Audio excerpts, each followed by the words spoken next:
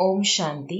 जनवरी 18, 1978 ब्रह्मा बाबा के स्मृति दिवस पर उच्चारे गए अव्यक्त बाप दादा के मधुर महावाक्य।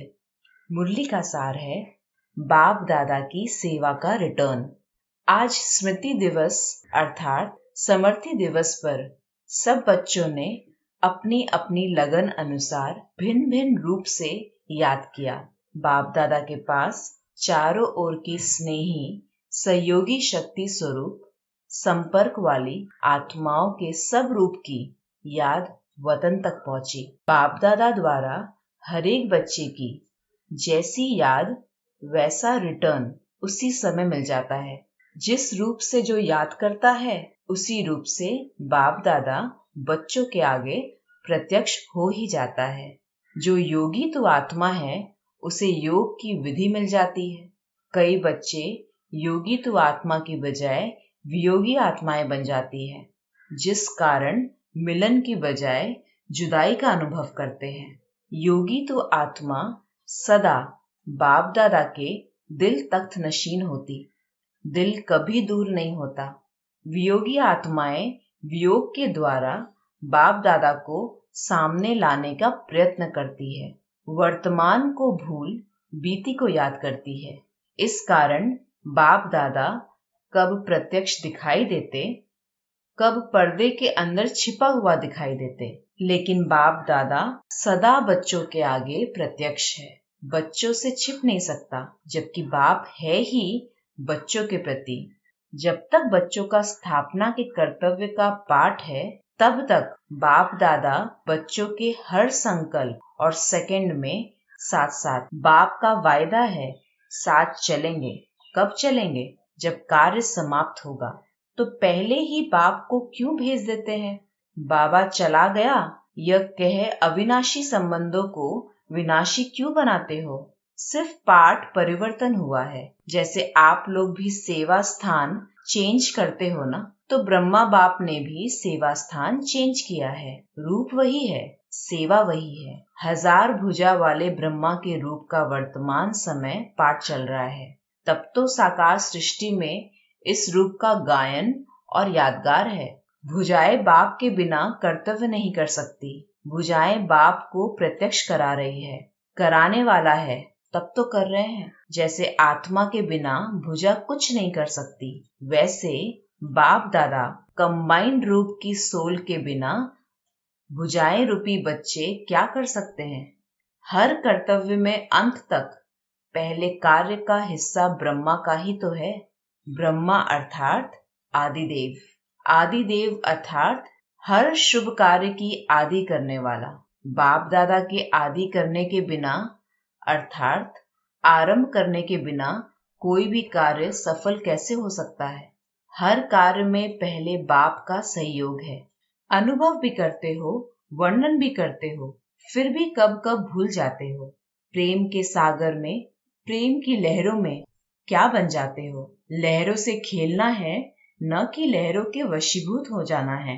गुणगान करो लेकिन घायल नहीं बनो। बाप देख रहे हैं कि बच्चे मेरे साथी है और बच्चे जुदाई का पर्दा डाल देखते रहते हैं, फिर ढूंढने में समय गवाते हैं, हाजिर हुजूर को भी छिपा देते। अगर आंख मिचौनी का खेल अच्छा लगता है तो खेल समझकर भले खेलो, लेकिन स्वरूप नहीं बनो। बहलाने की बातें नहीं सुना रहे हैं, और ही सेवा की स्पीड को अति तीव्र गति देने के लिए सिर्फ स्थान परिवर्तन किया है।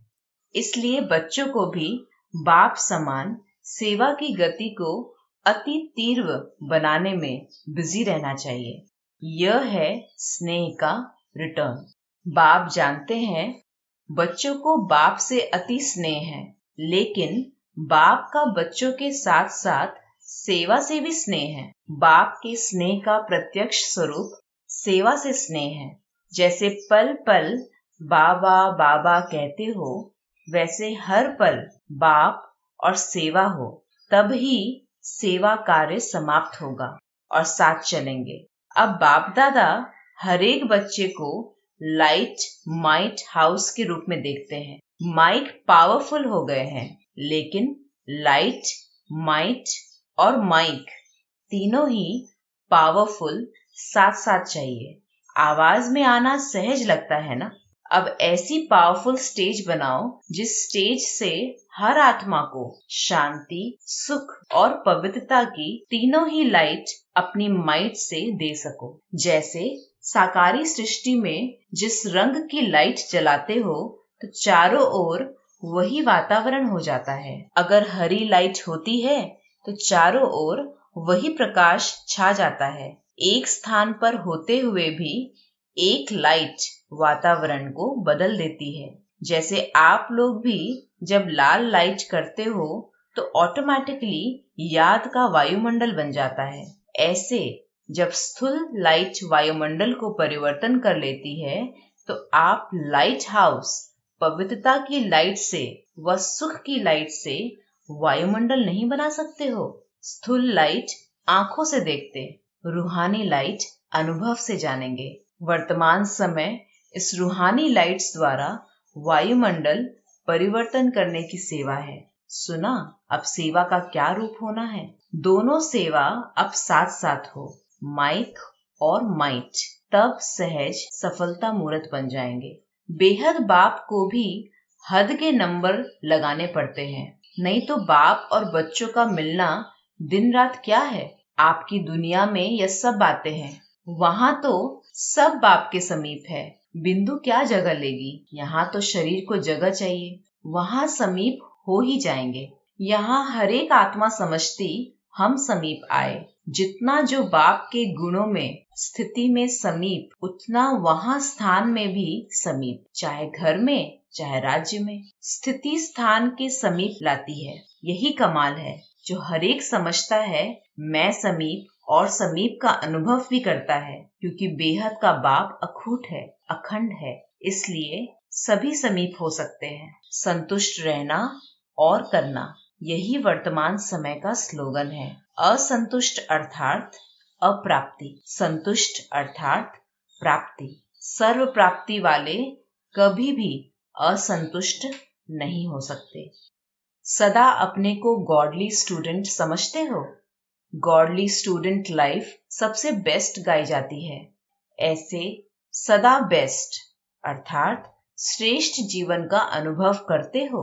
जैसे स्टूडेंट सदा हंसते, खेलते और पढ़ते रहते और कोई बात बुद्धि में विघ्न रूप नहीं बनती, ऐसे ही पढ़ना, पढ़ाना, निर्विघ्न रहना, बाप के साथ उठना, बैठना, खाना पीना, यह है गॉडली स्टूडेंट लाइफ।